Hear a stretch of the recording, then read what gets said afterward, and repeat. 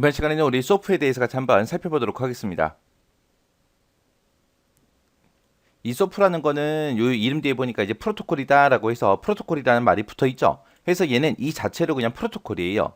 프로토콜이다라고 하게 되면 프로토콜은 통신할 때 상대방과 내가 이제 통신할 때 너랑 나랑 통신할 때는 어떻게 하자라고 정해놓은 약속된 규칙 같은 것들 그런 것들을 보고 우리가 프로토콜 통신 규약이라고 하는 거죠. 그래서 이 소프라는 거는 컴퓨터 네트워크 상에서 HTTP가 됐든 HTTPS가 됐든 SMTP가 됐든 이런 것들을 이용해서 이제 XML을 교환하기 위해서 만들어 놓은 그런 통신 규약 그걸 보고 우리가 소프라고 그렇게 이제 부르는 거예요. 그래서 이제 웹 서비스에서 사용되는 그런 메시지 형식이랑 처리 방법 그런 것들을 이제 지정합니다. 이 소프라는 프로토콜은 기본적으로 이제 HTTP 기반에서 이제 동작하기 때문에 프록시가 됐든 방화벽이 됐든 이런 거에 영향 없이 통신이 가능한 게 우리 소프라는 프로토콜이요. 그래서 얘는 우리가 기존에 사용하던 XML이랑 동일한 텍스트 형식의 데이터 포맷으로 이제 다양한 플랫폼과 시스템에서 이제 활용할 수 있습니다. 이 소프라는 거는 보안 수준이 엄격해요. 그래서 이 소프 자체에서 이제 SSL도 지원해주고요. 그리고 WS 시크릿이라는 것도 자체 표준의 이제 보안 기능도 그렇게 가지고 있습니다. 예를 들어서 우리 모바일 웹 중에 이제 은행용 있잖아요. 은행에서 사용되는 그런 모바일 앱이 있을 때 그런 것들은 이제 보안 수준이 높아야 되잖아요. 높아야 되고 이제 신뢰성도 높아야 되고 높아야 됩니다. 이제 그런 거 이제 개발할 때 이 소프라는 프로토콜을 많이 사용을 해요. 그리고 이 소프라는 프로토콜이 이제 실행이 될 때 실행 로직이 딱 규정돼 있어요. 규정돼 있기 때문에 통신을 할 때 처음부터 끝까지 신뢰성을 제공해 줘요. 그리고 얘가 이제 데이터베이스는 이제 상호작용할 때 사전에 미리 정확하게 이제 어떻게 하겠다라고 정하기 때문에 무결성도 유지시켜 줍니다. 이 소프의 이제 주요 요소에 보게 되면 이제 인벨로프라는 게 있고요. 그리고 헤더라는 게 있고 그리고 바디라는 게 있고 이렇게 이제 세 가지 주요 요소로 이렇게 구성이 되어 있어요. 인벨로프다라고 하게 되면 얘는 이제 우리가 사용하는 XML 문서 있죠. 이 문서를 소프 메시지로 정의하겠다라고 이제 메시지에서 이제 사용할 그 요소와 이제 접근 방법을 정의할 때 이제 우리가 인벨로프에다가 쓰는 거고요. 그리고 헤더다라고 하게 되면 소프 메시지에 이제 포함되는 그런 웹 서비스를 정의할 때 이제 우리가 헤더라는 곳에 이제 정의를 해줍니다. 그리고 요 바디라는 곳은 이제 실제 이제 소프 메시지가 이제 포함되는 곳 그것이 이제 바디요. 이렇게 이제 인벨로프, 헤더, 바디하고 이렇게 세 가지 주요 요소로 이렇게 구성이 되어 있는데 이 중에서 우리 헤더라는 거는 우리 생략 가능해요. 그래서 XML 문서가 하나 나왔는데 그 안에 보니까 이제 엔벨로프도 있다, 헤더도 있다, 바디도 있다 해서 이런 세 가지 요소가 들어있으면 소프라는 걸 사용하는구나 라고 우리가 알아볼 수 있습니다. 근데 여기서 이제 헤더라는 거는 생략 가능하다라고 했기 때문에 XML 문서가 하나 있는데 거기에 인벨로프랑 바디랑 요 두 가지가 나오면 아 이게 소프다 그렇게 이제 알아보셔야 돼요. 그래서 이 소프라는 프로토콜은 웹 서비스에서 이제 사용되는 그런 메시지들이 있죠. 그런 메시지들을 서로 이제 교환할 수 있게 해주는 그런 프로토콜을 보고 우리는 소프라고 그렇게 합니다. 그래서 이 소프라는 곳에 들어있는 게 이제 메시지의 형식 그리고 이 메시지를 이제 어떻게 처리할 건지 그 처리 방법이 이제 지정돼 있어요. 이제 클라이언트에서 어떤 특정 요청이 들어왔습니다. 어떤 작업을 해달라고 이제 요청이 이제 들어올 거고 거기에 따라서 이제 서버 측에서 이제 응답을 이제 해주겠죠. 요때 이제 요청할 때 그리고 응답할 때 그런 메시지들을 서로 XML 문자열로 그렇게 이제 포장을 하고 그리고 우리가 HTTP를 통해서 이제 서로 전송해주는 그런 걸 보고 우리가 소프라고 한다라고 그렇게 이해하시면 됩니다. 자, 그럼 예제 문제를 통해서 같이 한번 보자고요. 예제 문제를 보니까 이제 얘는 이제 송신 시스템에서 10하고 20이라는 이 숫자를 이제 인수로 해서 수신 시스템에 칼 애드라는 이 메서드를 이제 호출하는 그런 소프 메시지에 플러스를 구성한 것이다라고 그렇게 했습니다. 자, 지금 여기 보니까 소프 메시지의 이름은 뭘로 쓰겠다? 이제 플러스라는 걸로 쓰겠다라고 그렇게 이제 해놓은 거예요. 그래서 1번에 보니까 이제 여기 XML이다라고 써져 있고요. 그때 이제 버전은 1.0이다라고 그렇게 되어 있습니다. 그리고 이제 그 뒤에 이제 인코딩은 어떻게 하겠다, 스탠드 언론은 어떻게 하겠다라고 해서 그런 게 이제 생략이 됐죠. 그럼 이제 인코딩은 이제 어떤 방식으로 쓰겠다 그거예요. UTF-8로 그렇게 이제 사용하겠다 그 얘기고 그리고 스탠드 언론도 이제 생략이 됐으니까 얘는 이제 외부 문서를 참조한다 안 한다? 하겠다라는 그 얘기죠. 그래서 스탠드 언론의 기본값이 노예요. 노기 때문에 외부 문서를 참조하겠다 그 뜻입니다. 요게 이제 XML 문서가 이제 시작된다라고 나왔는데 여기 보니까 이제 인벨로프라는 것도 있고요. 그리고 이제 그 밑에 내려가다 보니까 이제 바디라는 것도 있죠. 헤더는 이제 생략하고 인벨로프하고 이제 바디하고 이렇게 두 가지가 나왔습니다. 그러면은 이 두 가지를 보고 이게 이제 소프 그 프로토콜을 이제 사용하는 거구나. 그렇게 이제 이해하셔야 돼요.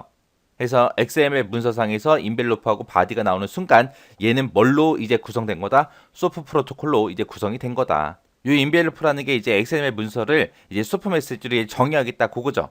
그때 이제 어떤 이름으로 하겠다? 플러스라는 요 이름으로 하겠다.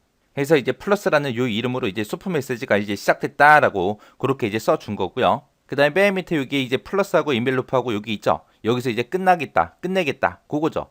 그 다음에 3월에 보니까 이제 XMLNS라고 이렇게 써져 있죠. XMLNS가 XML 네임스페이스의 약자예요. 요 N이 name 그리고 S가 스페이스의 약자예요. 그래서 XML 네임스페이스다라고 하게 되면 이 네임스페이스라는 거는 사전에 내가 이거를 어떤 용도로 쓰겠다. 여기서 이제 어떤 요소, 어떤 속성을 쓰겠다. 그것들을 이제 미리 정의해 놓은 거예요. 정의해 놓은 걸 보고 우리가 XML 네임스페이스라고 그렇게 부릅니다. 그때 이제 이 플러스라는 곳에서 사용될 그 네임스페이스가 이 경로에 있다라고 그렇게 이제 적어 둔 거예요. 그리고 이제 4번에 보니까 이제 플러스라고 되어 있고 그 뒤에 보니까 이제 인코딩 스타일하고 그렇게 되어 있죠. 얘는 이제 플러스에 사용할 그 인코딩 방식이 이곳에 이제 기술이 되어 있다. 그렇게 해서 이제 문서 주소를 이렇게 이제 표시해 둔 거예요. 그러면 이곳에 들어가서 실제로 보게 되면 이제 인코딩은 어떤 방식으로 할지 그게 뒤에 정의되어 있을 거고요. 자, 그리고 이제 5번에서 이제 플러스하고 바디라고 이렇게 되어 있죠. 해서 플러스 바디의 이제 시작점이고요. 그리고 그 밑에 이제 10번에 보니까 플러스 바디하고 여기 또 있죠. 여기서 이제 시작해서 여기서 끝나는 거고 그 안에서 68구 요 네 줄이 이제 실제 소프 그 메시지요. 자, 6번에 보니까 이제 M으로 이제 시작이 돼요. M이라는 건 이제 메시지를 의미하는 거고요. 그 뒤에 보면 이제 칼 애드라고 이렇게 써져 있죠. 요건 이제 사용자 정의한 그 메시지 이름이요. 그래서 칼 애드라는 요 메서드를 이제 요청하겠다. 칼 애드라는 이제 메서드를 호출하겠다. 이제 그겁니다. 그 뒤에 보니까 이제 XML 네임스페이스라고 나와 있고 이제 M이라고 나왔죠. 요 M이다라고 하게 되면 지금 칼 애드라고 했죠. 그래서 칼 애드에 대한 그 네임스페이스가 기술되어 있는 그 문서의 주소가 지금처럼 여기에 이렇게 있다라고 그렇게 이제 정의해 놓은 거예요. 그때 그 밑에 보니까 M이다라고 그렇게 다 붙어 있어요. 요 M이라는 게 이제 칼 애드라는 요 메서드를 이제 얘기하는 거고 이 메서드에 보게 되면 이제 first num이라는 그런 속성이 있는데 그곳에다가 이제 10이라는 값을 집어넣어라, 저장해라. 그렇게 이제 사용된 거고 그 다음에 second num이라는 게 있는데 이곳에다가 이제 20을 저장해라라고 그렇게 이제 써놓은 거예요. 여기서 이제 갑자기 이제 first num이다, 이제 second num이다 하고 얘가 튀어나오는데 얘가 이 6번에서 이제 칼 애드라는 그 메서드를 이제 호출하죠. 이 칼 애드라는 요 메서드가 뭘 하는 건지 이제 요 문서 파일에 미리 사전에 이제 전부 다 정의해 놨을 거예요. 그리고 이 칼 애드라는 곳에서 어떤 요소 쓰겠다, 어떤 속성을 쓰겠다라고 해서 미리 다 정해놨단 말이에요.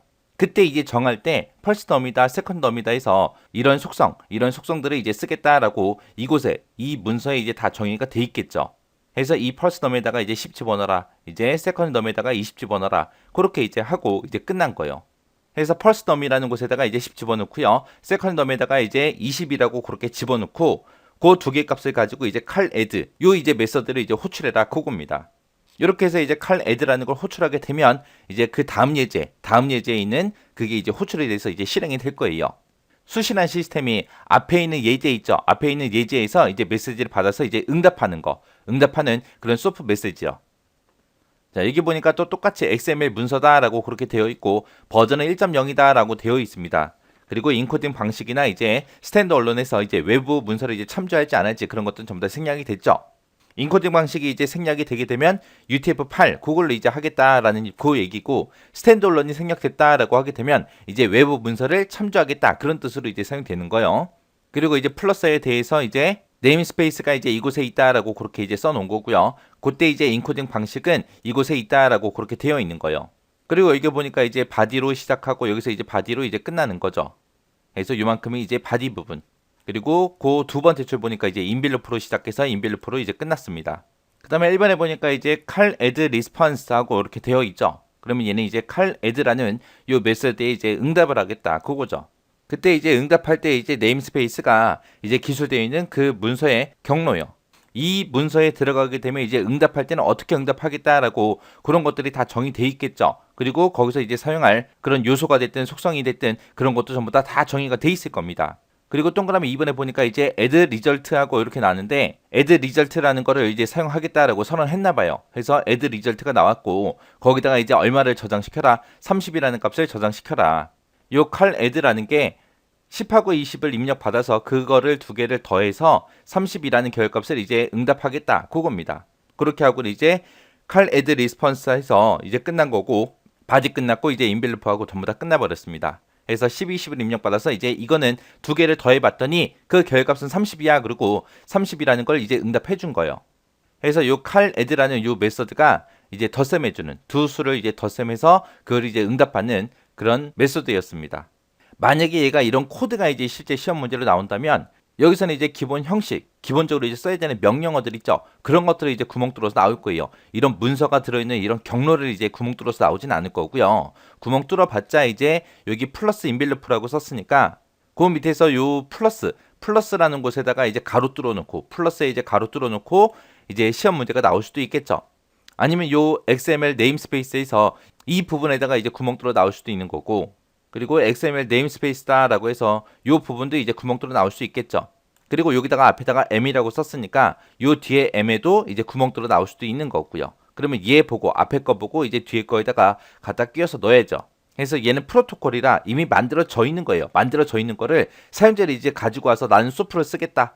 나는 인코딩 방식 이거 쓸래. 그런 식으로 이제 사용하는 거거든요. 사용하는 거라 코드가 시험 문제 나오기엔 좀 애매하긴 한데 혹시나 이런 코드가 시험 문제 나온다면 이런 곳에 이제 구멍 뚫어 놓고 이곳에 이제 뭐가 들어가냐 이제 그렇게 이제 시험 문제가 나올 가능성이 있습니다. 그리고 여기서 인벨로프하고 요 자리도 이제 구멍 뚫어 나올 수도 있겠죠. 그래서 문제에서 아예 그냥 이거는 소프 프로토콜로 이제 구성한 거다라고 그렇게 이제 써놓고 그리고 나서 XML 이제 문서 시작하겠다라고 써놓고 그 바로 밑에서 이제 인벨로프 얘를 이제 구멍 뚫어서 나올 수도 있잖아요. 그래서 이런 기본적인 형식들만 잘 기억하시고 지나가세요. 이게 정확하게 뭐 10하고 20을 더한 그 값을 이제 응답해 주는 거다. 그냥 가볍게 그 정도만 기억하세요. 여기서는 이제 우리가 앞에서 배웠던 이제 C가 됐든 자바가 됐든 뭐 파이썬이 됐든 그런 것처럼 뭐 실제로 두 개의 값을 더하거나 그러진 않잖아요. 그러니까 기본 형태만 잘 기억하시고 지나가시기 바랍니다.